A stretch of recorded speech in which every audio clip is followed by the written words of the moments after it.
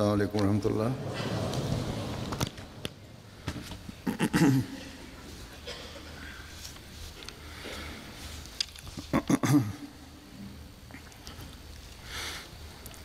أشهد أن لا إله إلا الله وحده لا شريك له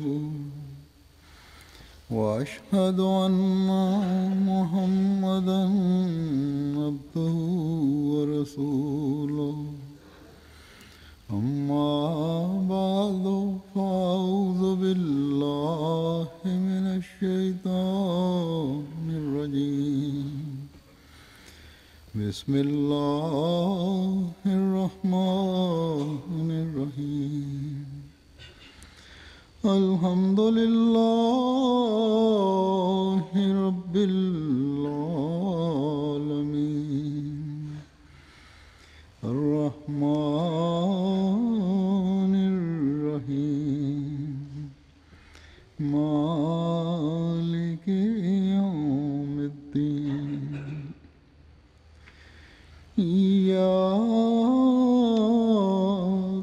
نعبد وإياك نستعين اهدنا الصراط المستقيم صراط الذين أنعمت عليهم غير المغضوب عليهم ولا الضالين.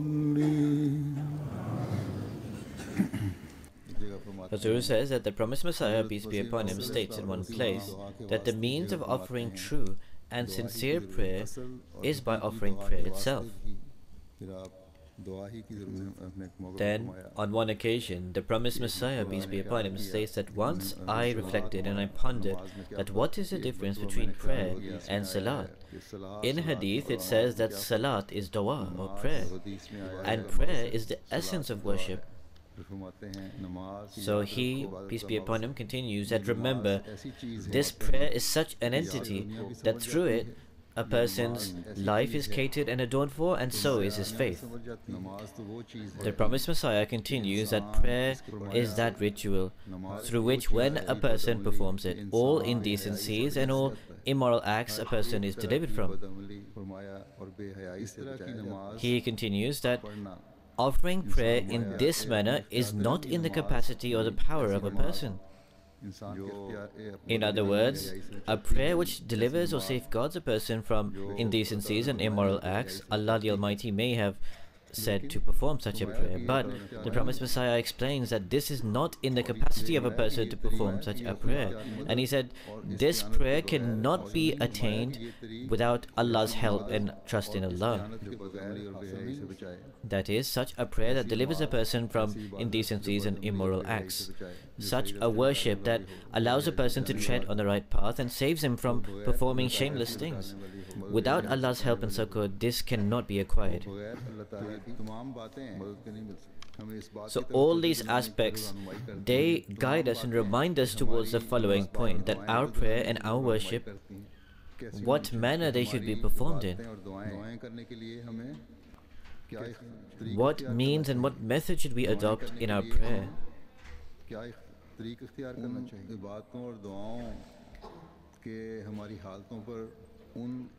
As a result of those prayers, what should the influence be in our lives, and how should that be visible? These prayers and these worships and all these other aspects of prayer, how can this be accepted in the sight of Allah? If we understand all these points, and if a person acquires the understanding and discernment that it is worship alone that is the purpose of man's creation, and it is by achieving this purport of our creation through which a person can cater and adorn for his life in this world and in the hereafter, so subsequently a person leaves aside all other things and he makes efforts to acquire this fundamental objective. But as the promised Messiah, peace be upon him, has mentioned, that in order to perform prayer itself, or the means of prayer, is by offering prayer itself. And all of this attainment of the purpose of our creation, this cannot be achieved without the help and succor of Allah and in reliance in Allah.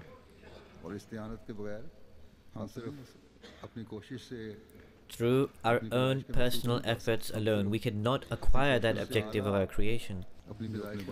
Allah, who is greatly gracious upon His servants and upon His creation, in the very first surah or chapter of the Holy Quran, He has taught us a dua, a prayer, and in our 5 daily obligatory prayers, also in our sunnat, and also in the nawafil, the voluntary prayers, in every rakat or every unit of that prayer, it is necessary for us to recite this prayer, which is Iyyaka na'budu wa iyyaka nasta'in. That, O Allah, Thee alone do we worship, Thee alone do we desire to worship. However, we cannot discharge the due of this until you do not help and support us.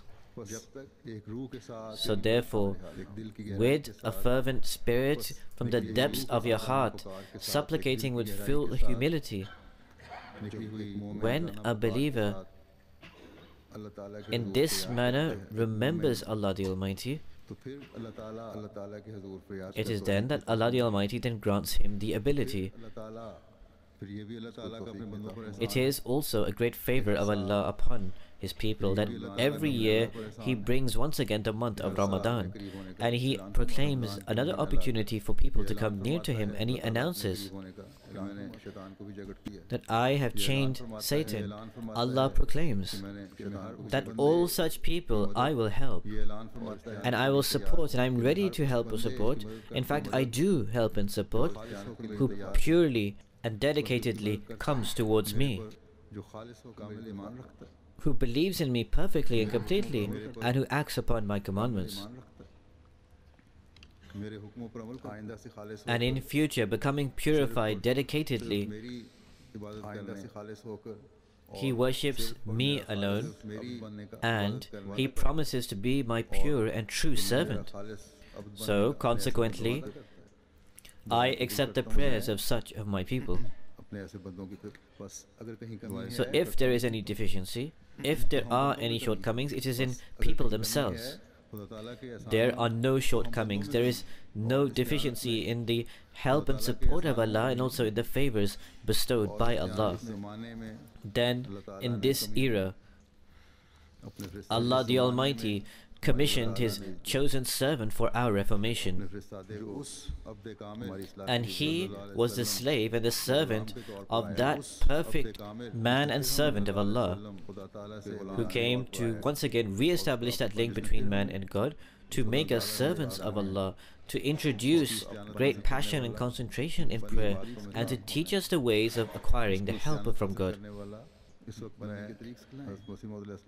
Thus, at this time, from the writings, instructions, and different literature of the Promised Messiah, peace be upon him, I will explain this dua, this prayer of Iyyaka na'budu wa iyyaka nasta'in. The depth and the deep insight that the Promised Messiah, peace be upon him, has explained, Iyyaka na'budu wa iyyaka nasta'in. If we comprehend this meaning and we make this a part and parcel of our lives,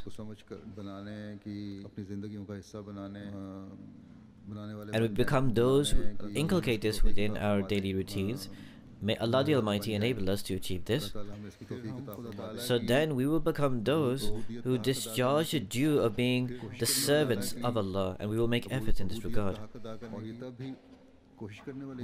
This can only be achieved at that time when, in relation to our worship, we achieve those high levels and those correct standards, and with humbleness and humility we go on achieving those standards and we submit before God. When this occurs, it is then that we can be called amongst those who are called Abd Rahman, the servants of that merciful Lord. We can become those who infuse that strength into our faith,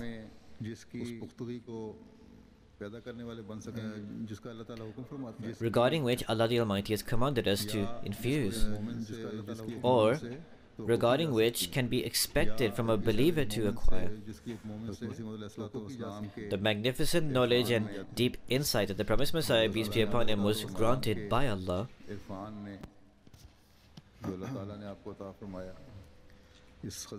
From amongst that treasure of knowledge of the promised Messiah, peace be upon him, I will present just a few gems. The promised Messiah, peace be upon him, has included this in his literature. So he, peace be upon him, states that Allah has placed the phrase Iyaka na'budu, that we worship thee alone, before Iyaka nasta'een, that we implore only thy help. This has been placed as a reminder of the grace of Rahmaniyat, that is the divine graciousness, before supplication. Consequently, a worshipper thanks Allah and says, O my provider and cherisher, I thank thee for thy bounties which thou hast favored me long before my petitions and prayers and my deeds and my efforts and my seeking help from thy Rububiyat or providence and thy graciousness Rahmaniyat that precedes the supplication of a supplicant.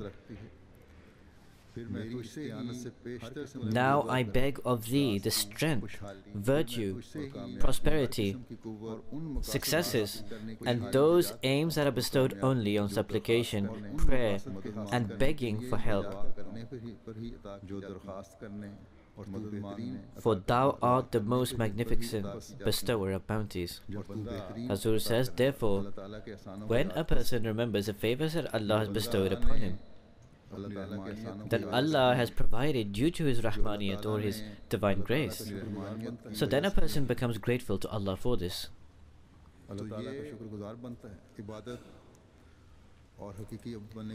So this is the first step towards worship and becoming a true abd or a servant of Allah.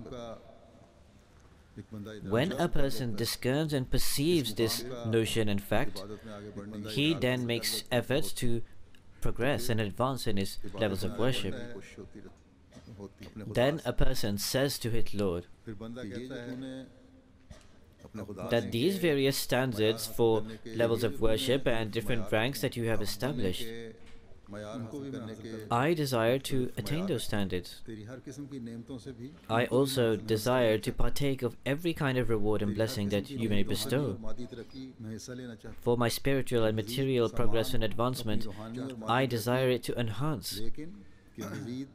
However, all of this I cannot achieve or attain without your help and succor. So therefore, help me, O Lord. When this occurs, then the doors of Allah's help open, and the stages of progress and advancement are surpassed. So the promised Messiah, peace be upon him, said that the rewards that Allah the Almighty has provided due to His virtue of Rahmaniyat or graciousness, when you are grateful for that, then your attention will be drawn towards worship and to acquiring His help. So this is that fundamental and basic point and spirit that needs to be kept in view. And with that in view, we need to pray this prayer of Iyaka na'budu wa Iyaka nasta'een. The promised Messiah, peace be upon him, then further explaining that why has Allah the Almighty drawn so much attention towards this prayer. He explains that in these verses we have been urged towards being grateful for those rewards and gifts that have been granted to us, and towards steadfast supplication for that which we require, and to draw our attention towards eagerness for whatever is perfect and excellent, so that we can also be amongst those who permanently are grateful and are steadfast and become such worshippers. Then we have been urged in these verses that a person should completely negate his own competence and ability and not rely on that whatsoever, and instead he should throw himself towards that Holy One in hope and also in expectancy, persisting in supplication and prayer and humbleness and humility with glorification and praise. And in a state between fear and hope, he should be like a suckling infant in the arms of the wet nurse, dead to the rest of creation and everything on earth. And he should be in this state, asking for need from Allah. Hazur says that the promised Messiah, peace be upon him, has explained here that what should be remembered, that we have been encouraged, we have been urged to be grateful. A person should be one who is full of gratitude. Then we have been urged towards prayer and also steadfastness or patience. This is so that because of this steadfastness, because of praying in a permanent fashion, we should become amongst those who are permanently grateful and permanently steadfast, and then who receive the gifts and rewards from Allah. The Prophet ﷺ says that in these verses we have been urged to negate our own capabilities and our own abilities, and instead we should completely rely on Allah, remember Him and praise Him, and we should put every need before Allah. Hazur says, in other words, we should consider ourselves nothing. We should realize that Allah is the possessor of all powers and our Lord. This should be in the mind of every person. For this reason, we should submit ourselves entirely before the Lord.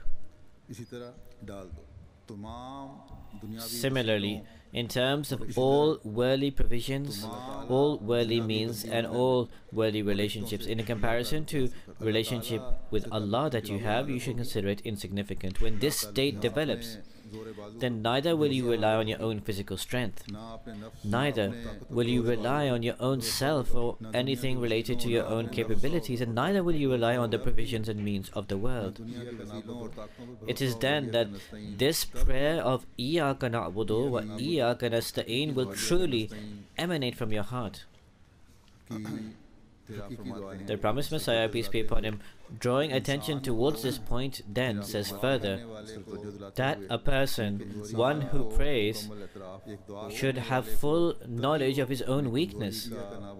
It is then that he can fully discharge the prayer of Iyyaka na'budu wa Iyyaka nasta'in. The promised Messiah ﷺ says these verses also urge towards confession and admission and acknowledgement that we are very weak, and we cannot carry out the duties of thy worship without thy help, and we cannot seek the ways of thy pleasure without thy support. We can only act with thy help, and we can only move or perform any action with thy succor, and we hasten to thee alone like those mothers who pine over the deaths of their children, and like those lovers who burn with the fire of intense love.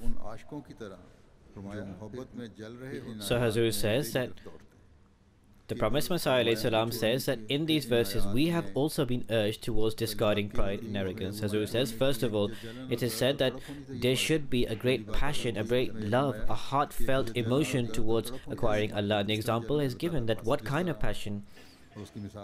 Just like a mother pines over the death of her child, or like those true lovers who burn in the intense love of their beloved ones. So the Prophet Messiah, peace be upon him, says further that these verses also urge us towards discarding pride and arrogance, and also towards holding fast to the power of the might of Allah when affairs become involved and hardships pile up, towards joining the company of those who are lowly of heart. As if the Lord of Glory was saying, "O my servants, regard yourselves as corpses and ever seek strength from Allah. Therefore, let not a youth take pride in his vigor, nor an elder rely on his staff, nor a wise or intellectual feel proud on his intelligence, nor should a scholar rely on the accuracy of his knowledge or the soundness of his understanding or the keenness of his intellect. Neither should any recipient of divine revelation depend for support on his inspiration and revelation and fervor of his prayer, because Allah does what He pleases. He rejects whom He pleases, and He admits amongst His chosen ones whom He pleases." Then the promised Messiah, peace be upon him, says that in Iyyaka nasta'in we implore only thy help.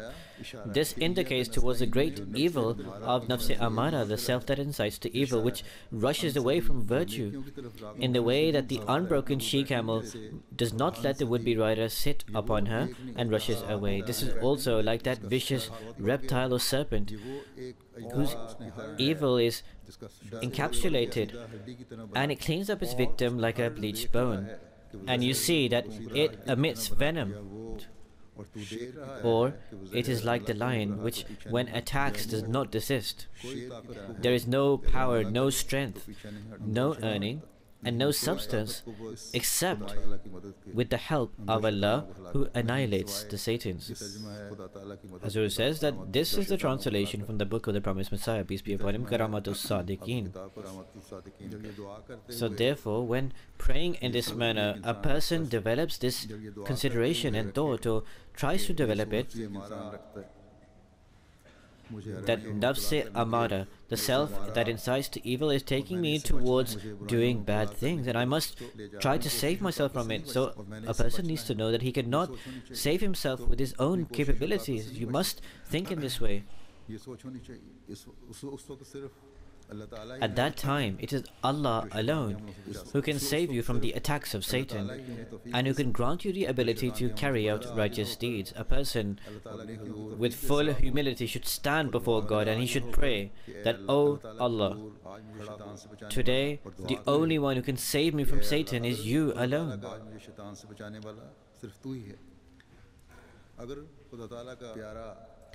If those who are the beloved of Allah supplicate to Allah with such humility and go on supplicating to Allah, they cannot remain without asking for Allah's help, then how much does an ordinary person require to supplicate to Allah? In the Holy Quran, Allah the Almighty has provided the example of Hazrat Joseph, peace be upon him. When he prayed to be saved from nafs-e amara, the self that incites to evil, that wama ubarri'u nafsi inna nafsa la ammaratun bis-su'i illa ma rahima rabbi inni rabbi ghafurur rahim. In other words, I do not hold my own self to be free from weakness, for the soul is surely prone to enjoin evil, save that whereon my Lord has mercy.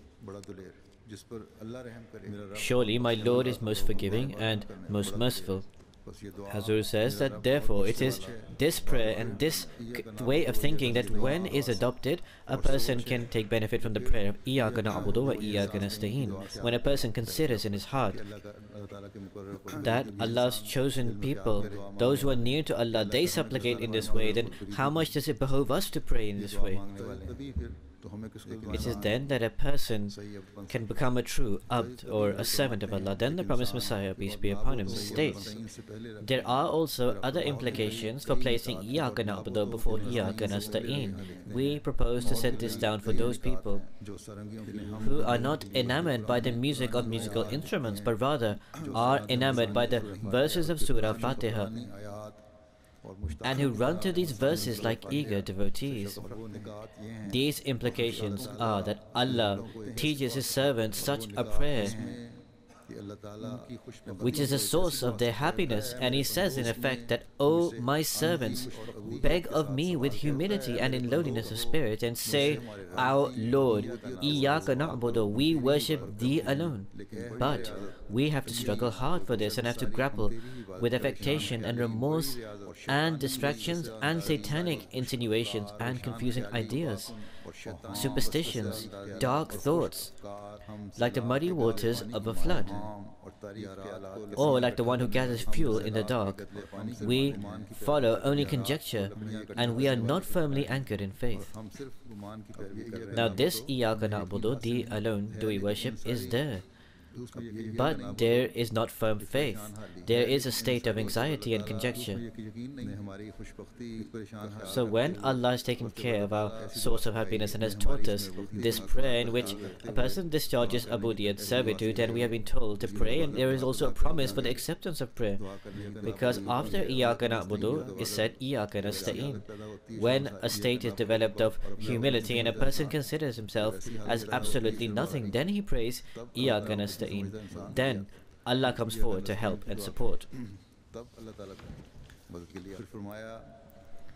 Then Allah the Almighty says that in this situation, say Iyyaka nasta'in, that Thee alone do we implore for help. Hazur says, in other words, when this state develops, then say we seek Thy help. The Promised Messiah ﷺ says that we beg thee for the gift of keenness, eagerness and readiness of heart and overflowing faith and spiritual response and joy and light, and for embellishing our hearts with the decor of truth and the garments of delight, so that by thy grace we may win through to certainty of faith and achieve our highest goals and arrive at the ocean of reality. For this we say, we seek thy help alone. Hazur says that this prayer provides spiritual progress, provides passion and interest in prayer, and also a fervent passion. So this in turn becomes a means for a person to advance in spirituality and to submit wholly and purely and dedicatedly before Allah. The Promised Messiah, peace be upon him, draws our attention to the pinnacle of Abudiyat, or servitude to God. The Promised Messiah ﷺ, explaining this, said that the phrase Iyaka na'budu, we worship thee alone, entails another indication. It is this, that in this verse Allah urges his servant to put forth in their obedience to him the utmost energy and effort. And like obedient people, they should constantly respond to his call, and they should stand upright before him to the degree that his servants say that, O our Lord, we spare no efforts, no pains in our striving in observing thy commands and in seeking thy pleasure. However, we seek thy help alone. And to fight against pride and self-esteem, we seek thy protection. And we beg of thee such strength that would lead us to the path of guidance and to winning thy contentment and pleasure. We are steadfast on your worship and obedience to you, so therefore count us amongst those who are obedient to you.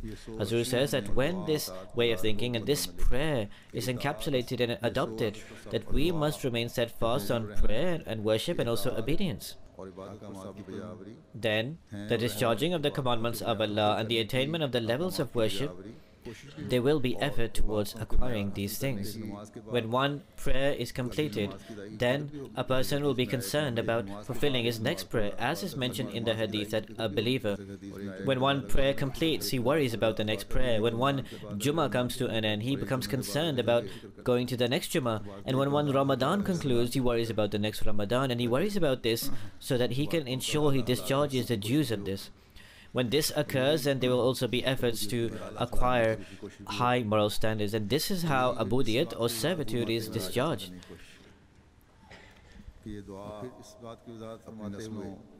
If such a prayer is made for one's next generation, one's family and the Jamaat,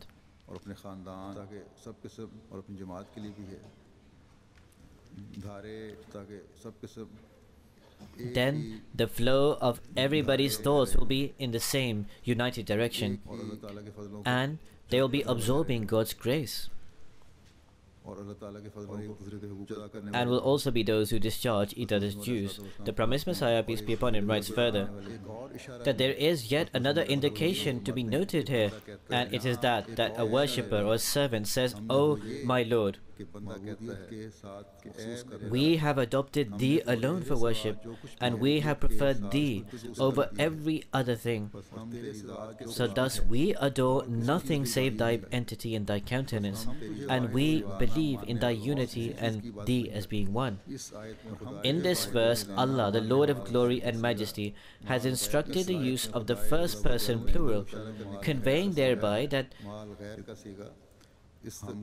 by saying us, he has included others as well, and says that this prayer is for the benefit of all brothers, not only for the one who supplicates, not only for the person's own entity. So here, Allah is urging all Muslims towards mutual accord, towards unity and towards friendship.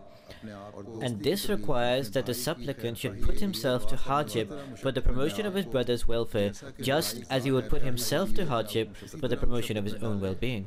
So therefore, when a person prays Iyaka na'budu wa Iyaka nasta'in, it will draw attention towards discharging the rights of others. It will make a person realize that if I want to discharge the servitude of Allah, if I am praying for myself and my own rights, or if I am praying for my own spiritual advancement, so thereby, along with that, I should also think about my brothers. So when a person thinks in this manner, a beautiful society will develop. The promised Messiah says further that you should make efforts for the well-being of your brother as you make efforts for your own being. You should make effort to this extent and in this way. There can be no question of usurping the rights of others if you think about Iyyaka na'budu wa iyyaka nasta'in in this proper manner. So the promised Messiah continues that in order to meet the brother's needs, you should be concerned and strive in that same way as you would be concerned and strive for the attainment of your own needs. And you should make no distinction between yourself and his brother. And such a person should become his brother's well-wisher fully, with all his heart, as if Allah the Sublime has commanded that, O my servants, give one another gifts of prayers as brothers and friends exchange gifts. In other words, in Iyyaka na'budu wa iyyaka nasta'in, when the plural we has been utilized, that we worship thee alone and seek thy help alone, that this is a gift of prayer for your brothers. So the promised Messiah continues that give this gift of prayer to your brothers, and also widen the scope of your prayers and widen your motive and your aims for your brothers.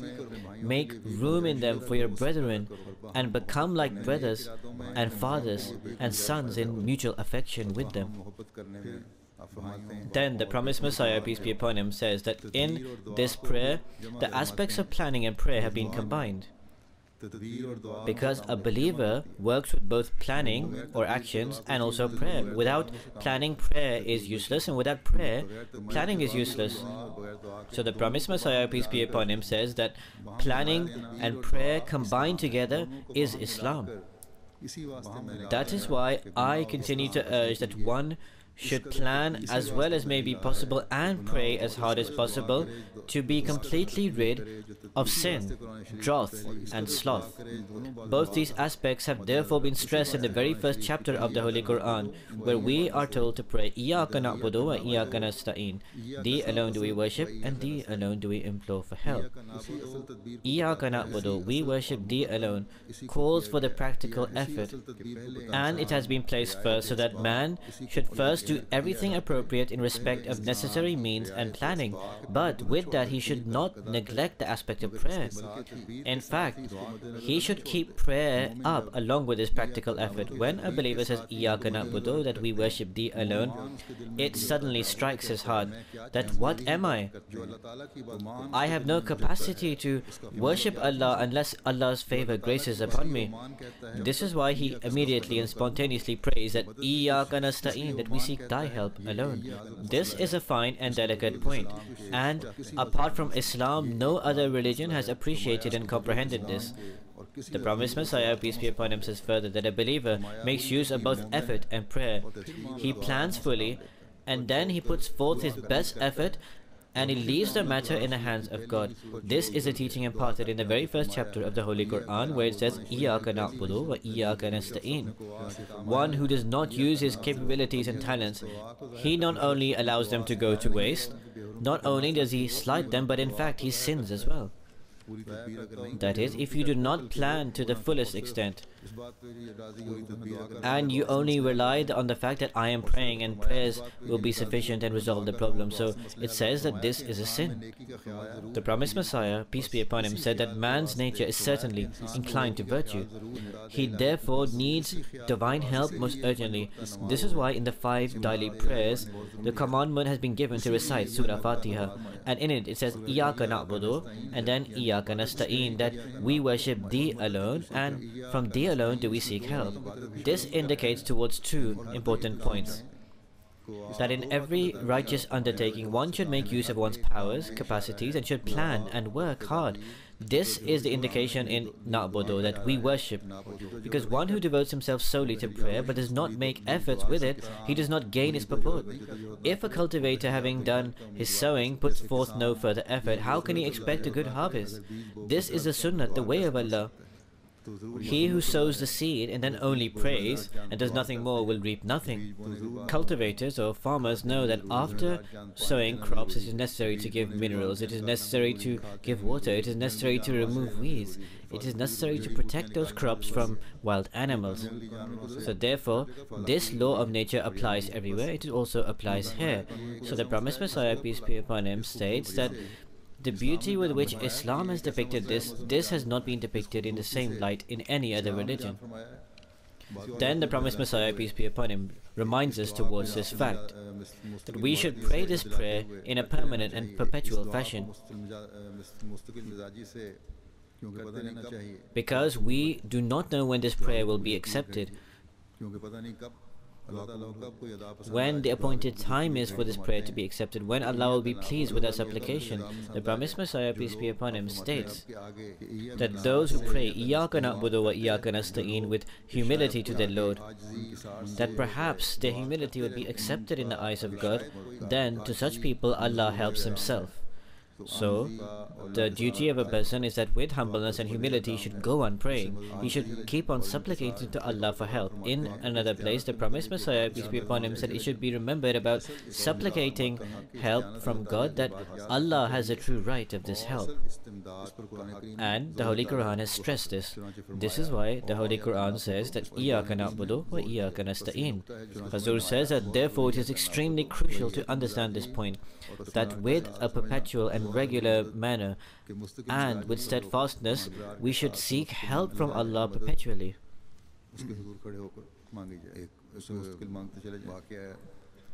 There is an account of a companion whose name I cannot recall, but anyhow the narrator writes that I saw that for 15 or 20 minutes he was standing and offering his nafil or optional prayers in Masjid Aqsa Qadian. He had performed the niyat, he had raised his hand to start the prayer. So I became interested that I should go near to him and hear what he was saying. When I went near to him, then I sat beside him for 15 or 20 minutes and I heard him reciting in a slight voice that Iyyaka na'budu wa iyyaka nasta'in, Thee alone do we worship and Thee alone do we implore for help. So this was the discernment and great knowledge of those people who had the benefit of personally being in the presence of the promised Messiah, peace be upon him.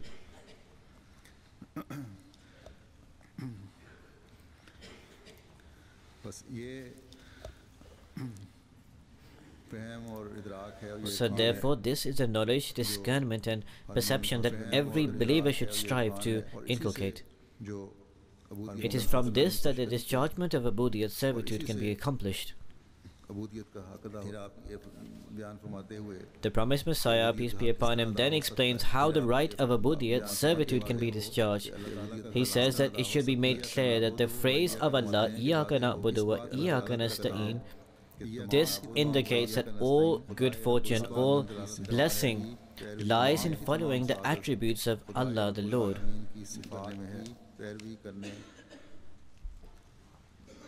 or in adopting those attributes. So when a person prays with steadfastness to Allah and comprehending the attributes of Allah, a person tries to immerse and engulf himself according to that. Otherwise, a person would just be repeating mere words of this prayer in mechanical and parrot-like fashion. The companions of the Prophet Muhammad, peace and blessings of Allah be upon him, attained this knowledge and discernment. Those who were in the personal presence of the promised Messiah, peace be upon him, also acquired this. And there are people in the Jamaat today who comprehend this and they pray in this manner as described. The promised Messiah, peace be upon him, says further that one major obstacle in attaining those ranks is pretense and showing off. That is, in attaining those standards, one major hindrance is this pretense and hypocrisy which devours virtues, and arrogance is the worst vice. And deviation takes one away from the paths of good fortune. This is why, taking mercy on his weak people, those who can be inclined to err, as well as having compassion for those who endeavor in His way, Allah has pointed out the remedy of those deadly ailments. Therefore, He commanded that people should pray, Iyaka na'budu, Thee alone do we worship, so they can rid themselves of the ailment of pretense and showing off. And He commanded us to say, Thee alone do we implore for help, so that they can be saved from pride and arrogance. Next, He commanded us to say, Ihdina, guide us, so that they may be rid of deviation and selfish desires. So therefore, Iyaka na'budu promotes and encourages towards becoming true servants of Allah. And in His phrase, Iyaka nasta'in, Thee alone do we implore for help, power and steadfastness have been signified and indicated. And in His phrase, Ihdina sirat, guide us in the path, this indicates that we should try to search for knowledge from Allah that He, through His grace and favor, bestows to man. So in these verses, it demonstrates that the journey to Allah will not be completed, and neither will that be a means of salvation or deliverance until a person does not act with great sincerity, great efforts, and makes efforts to fully comprehend and understand this. In fact, until these attributes are not found in a servant, he will not be worthy of serving. So, this is the standard of becoming an abd, the servant of Allah, that a believer should strive to acquire. The promised Messiah, peace be upon him, regarding the acceptance of prayers and how they are accepted, he says it should be clear that the reality of that worship and prayer that gains acceptance, that is, that worship and that prayer that Allah accepts out of His graciousness, that in reality is based on just a few aspects. That is, one should have complete humility in view of God's greatness. More, he should praise and extol Him in view of His favors and various kindness. And out of one's love for Him, one should give preference to Him over every single thing else, perceiving His light and greatness. And in view of His paradise, he should free oneself of the Satan in his heart. When a person worships in this manner, then the promised Messiah ﷺ said that then a person will truly perceive the reality of Iyaka na'budu wa Iyaka nasta'in, and a person will be counted amongst those people who are called Abdur Rahman, the servants of the gracious God.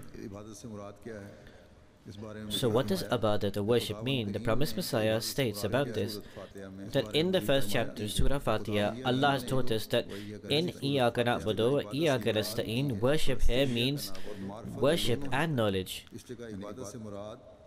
That is, visible worship and also understanding the essence of that worship, and in both of these, the humbleness and the humility of a person has been encapsulated. That is, both these aspects, the humbleness has been demonstrated, that this should be incorporated. Or if you have humility, these things will then follow on. So when we pray Iyaka na'budu wa Iyaka nasta'in, then this should be a practical and visible demonstration, and we should also understand its essence, that why are we praying this? And we will be able to acquire this understanding and comprehension. Then, as the promised Messiah, peace be upon him, when you have complete humbleness and humility within you, the promised Messiah, peace be upon him, says further that a person claims to worship God. But is worship just carrying out the different units and positions of the prayers, such as standing and sitting and bowing? Or by just fingering the rosary beads of remembrance of God that is called tasbih? Rather, the promised Messiah ﷺ explains that worship is when intense love draws one to God in a manner that one's own self is eradicated in the process. First and foremost, there should be absolute belief in the being of God. In addition, complete awareness should be present of His countless favors and blessings. That is, a person should be aware that every favor bestowed by Allah, he may know that Allah has bestowed it, but he should remember that Allah has bestowed that. So, he should be completely aware of this, and the love of God should be so intense that His love is ever present in one's heart, and this should always be apparent on one's face at every moment. one should have such an acute understanding of God's greatness that the rest of the world should appear dead by comparison. One should only fear Him and should only find pleasure when in His presence, with the heart finding peace with no one but Him. Such a condition, if developed, is called worship. However, a condition like this cannot be generated without special grace of God. Therefore, God has taught us this prayer that Iyaka na'budu wa iyaka nasta'in, that Thee alone do we worship. But how can we truly worship Thee until Thee alone do not specially help us? When you make Allah the unique God, the only God, this is the way through which Allah can help, and above this rank there is no other rank. But without Allah's help, this standard cannot be obtained. A sign of this being attained from Allah is that greatness of Allah embeds in a person's heart. The love of Allah embeds in his heart, and a person's heart should rely only in Allah and desire only Allah and choose only Allah over everyone else. And he makes the purport and purpose of his life remembering Him alone. Summarizing the manner of attaining the acceptance of prayer, the promised Messiah, peace be upon him, said the essence of attainment of worship is that one should feel as if God is watching him, or that he is watching God, and should stand before God in this manner. One should be free of all manner of corruption and shirk, associating partners with God. One should only be aware of God's rububiyyat, that is, providence and His greatness. He should pray with profusion and seek forgiveness and repent before Allah, and with abundance, and repeatedly confess one's weakness so that one may cleanse oneself and inculcate a solid connection with God, and so he should be absorbed solely in His love. This is a summary of prayer, and all of this is included in Surah Fatiha. Look, in Iyaka na'budu wa iyaka nasta'in, one confesses one's weakness, and an entreaty is made for help to Allah. That help and succor is only sought from Allah. Next, an entreaty is made to tread on the path of prophets and messengers, and to attain those blessings has been supplicated that were given through the prophets and messengers in this world, and which can be obtained by treading on their path. Then a prayer is supplicated to Allah that give us refuge from the path of those who rejected those prophets and who deviated from the right path and who caused disorder and trouble, and upon whom punishment was descended in this world itself, who thought that this world was their purport and left the right path. Aversion to sin is a great blessing. How can one develop this aversion to sin? About this, the promised Messiah, peace be upon him, said there is no greater blessing than for a person to feel aversion to sin, that Allah saves him from this Himself. However, this cannot be achieved or acquired merely through planning or merely through prayers. In fact, through prayers and planning can this be acquired, as Allah has taught that Iyaka na'budu wa iyaka nasta'in. This signifies that one utilizes all the God-given strength and capacity, and then after this he entrusts the rest to God. And he says to God that to the extent possible, to the capacity you have given me, to the power you have bestowed upon me, I have carried out to the maximum capacity. Iyaka na'budu means exactly this. Then, by saying Iyaka nasta'in, a person seeks help from Allah, that for the rest of time I seek help from you. Foolish is that person who does not employ their capability and only wishes God's help from prayer. How can such a person see success? The promised Messiah, peace be upon him, the person who makes efforts and also prays, he is a righteous person. His prayers are accepted. If he does not make efforts with prayers, as has been said before, then that is useless for him. In one place, the promised Messiah, peace be upon him, said that if he makes efforts with prayers and then he falters or errs, in such circumstances God saves him. That is, when a person prays and he makes efforts with the prayer, then if because of any weakness a person falters, a person happens to commit a sin or is about to commit a sin, the promised Messiah said in such circumstances God saves him. So therefore, when you make full efforts on your own and you pray along with those efforts, then Allah the Almighty causes you to be averse towards sin and He saves you from performing them. Then, regarding the two divine attributes of Al-Hayy and Al-Qayyum, the promised Messiah ﷺ, linking this with Iyyaka na'budu wa iyyaka nasta'in, he says that you should know that the Holy Quran cites two attributes in the Holy Quran, Al-Hayy and Al-Qayyum. Al-Hayy means that God is living, and He also gives lives to others, and Al-Qayyum means that He is self-subsisting, and He is all-sustaining. The inner and outer life of everything is due to these two attributes.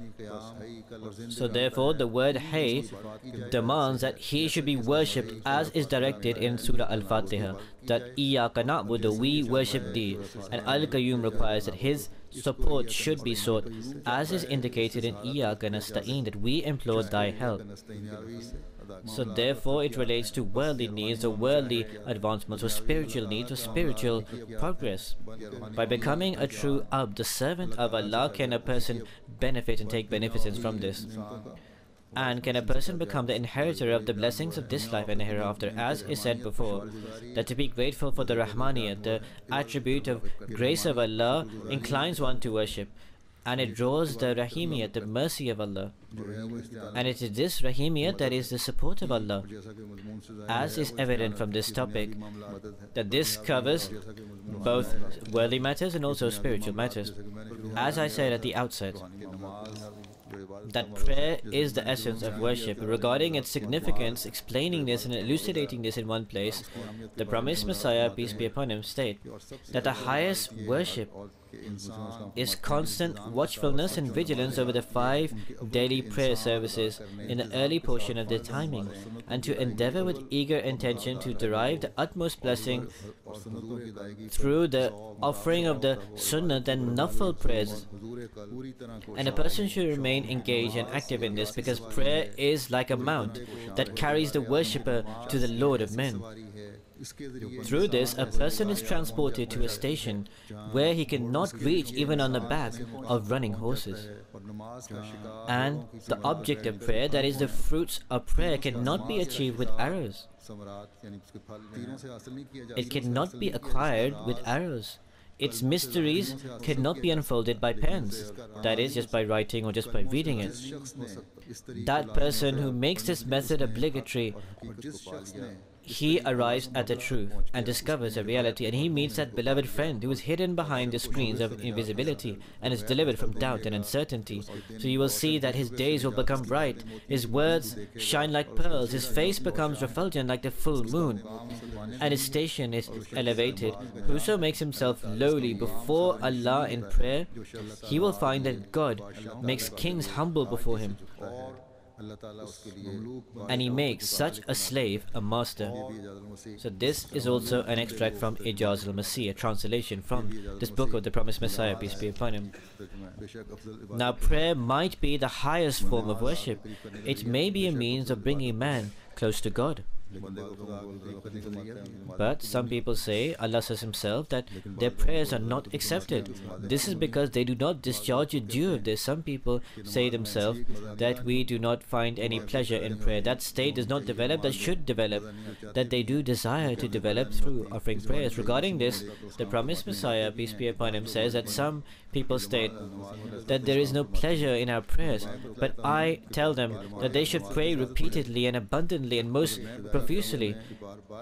In the early stage of taqwa, contraction begins. Then a person should pray Iyyaka na'budu wa iyyaka nasta'in repeatedly. In visions and dreams, Satan is seen as a robber. So a person should make this supplication to Allah that this thief is after me, so help me.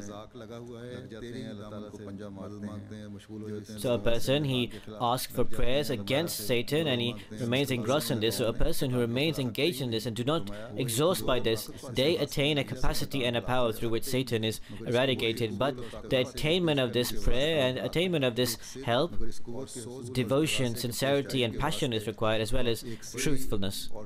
There should be a great heartfelt passion and pain when asking for this prayer. there should be this perception of this robber.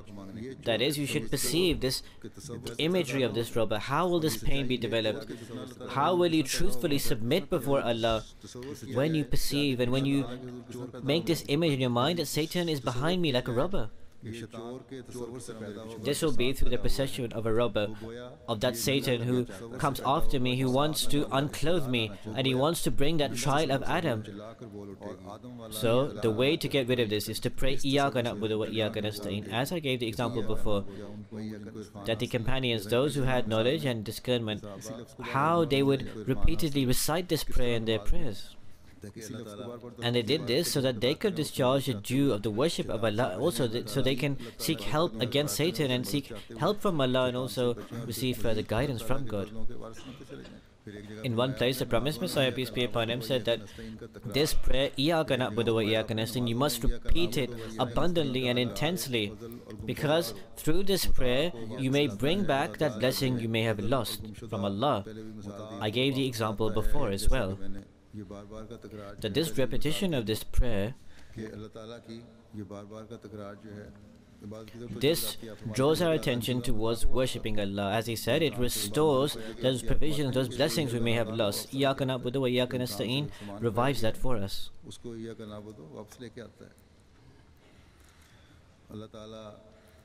May Allah the Almighty grant us the ability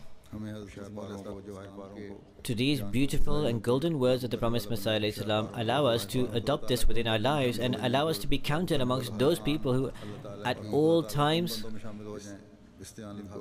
receive the help and succor from Allah, and who Allah keeps in His protection. And may we take full maximum benefit from this month of Ramadan. During these remaining days, give great emphasis to prayers.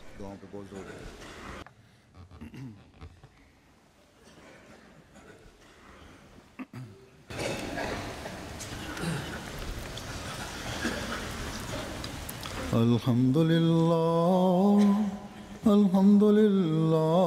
nahmaduhu wa nasta'inuhu wa nastaghfiruhu wa nu'minu bihi wa natawakkalu alayhi wa na'udhu billahi min shururi anfusina